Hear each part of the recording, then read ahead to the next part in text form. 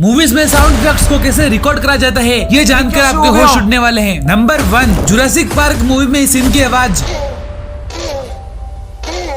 ये साउंड दो कछुओं की है जब वो गुप्त कार्यक्रम कर रहे थे।